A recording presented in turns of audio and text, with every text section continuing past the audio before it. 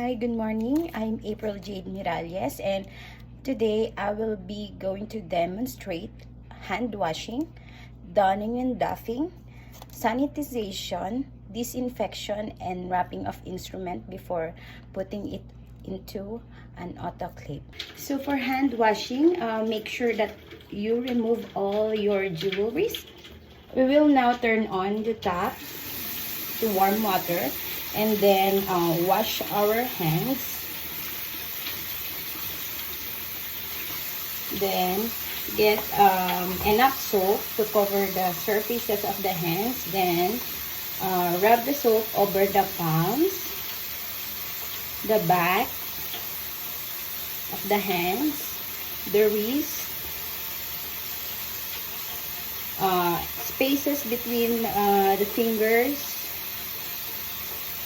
thumbs, all of the fingers we have.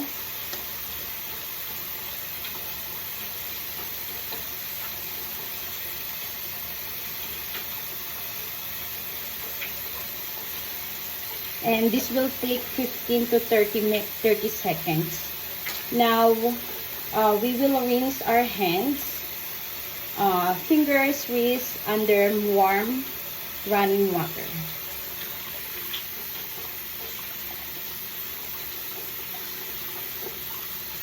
Make sure not to touch the sink.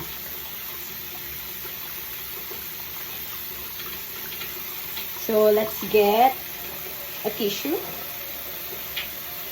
disposable towel, or any disposable towel.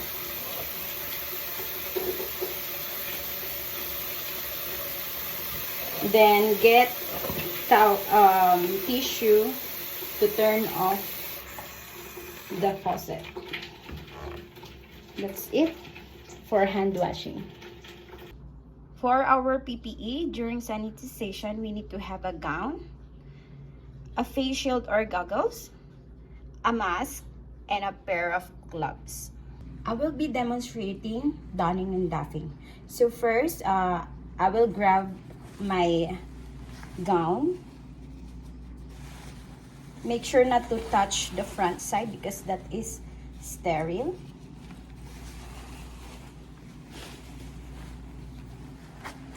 And then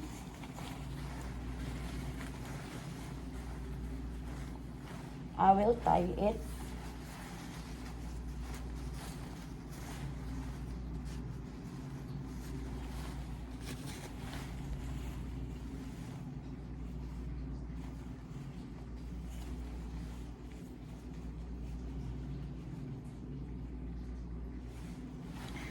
And the next one is a face shield or goggles to avoid splash in our eyes.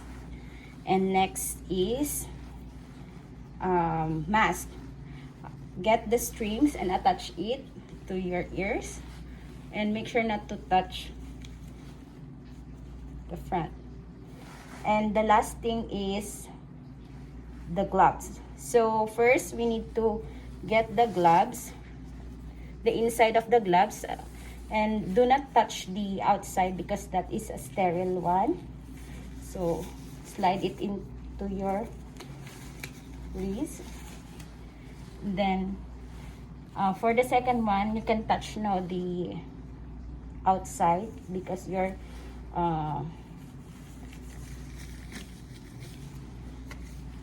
you have now gloves on the other side. And then for donning, remove first the gloves. Only touch the outer part. And then for non-glove hand, touch the inside of the glove. And there you go. And then discard. Next is for the goggles. Remove it. And then next is the mask. And last but not the least is your gown.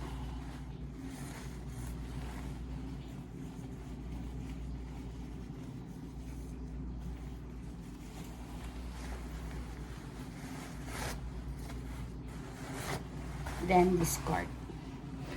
to biohazard waste bin.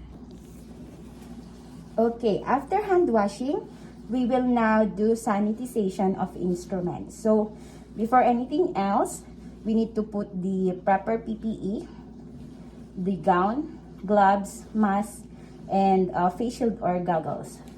So, my three instruments are, there are clamp, ring forceps, and speculum. First things first, we need to separate sharp instruments to others, and then afterwards, we will rinse the instrument under cold running water. Make sure that you open hinge of the instrument so that every part of it will be sanitized.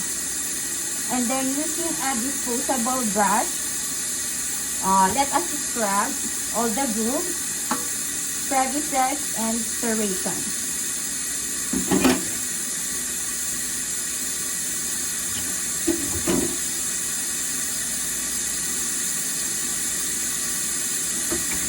After brushing, we need to rinse the instruments with hot water so that all the soap and contaminants will be removed.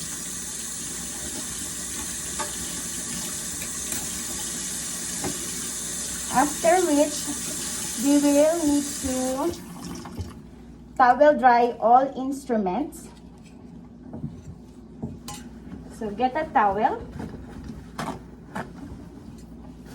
dry all the instruments, because wet instrument can rust and become dull.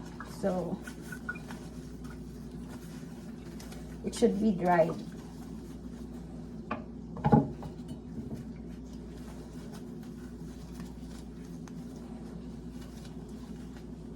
After that, we will now dispose contaminated towel, the brush that we use, and then remove all the PPE that we have, the goggles, the mask, the gown, and the gloves. So remove, throw it on the biohazard container.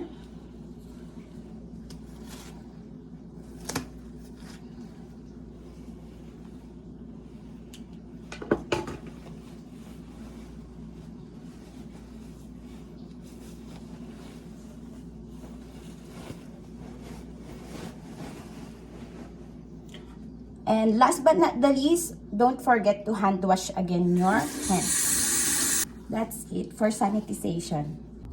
For disinfection, we will need to place the sanitized instruments and soak all of the parts of the instruments in a disinfecting solution for the required contact time. So for me, I will be using 70% alcohol in 10 minutes. After 10 minutes, we need to dry again the instruments for autoclaving.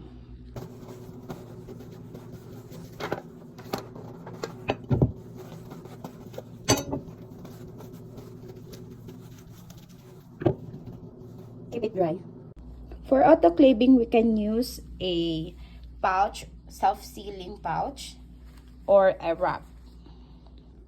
The things that we need to have for autoclaving is the wrap or a pouch self-sealing, a cotton or a gauze, an indicator strip, an autoclave tape. For this demo, we will be using the wrapper, 2 sheets of wrapper. So open it first and then position it like a diamond, and then put the instruments. Make sure that open hinges of the instrument so that all the surfaces will be exposed and sterilized. Then also put a cotton or gauze in between the instrument so that it will not close. Make sure not to forget to put the indicator strip.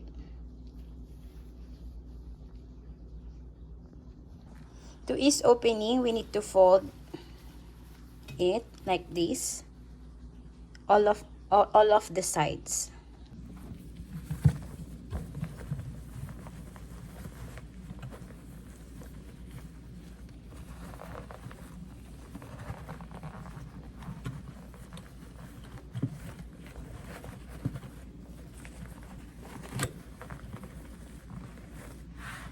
And then if it's already folded or closed, we need to put the autoclave tape to seal it.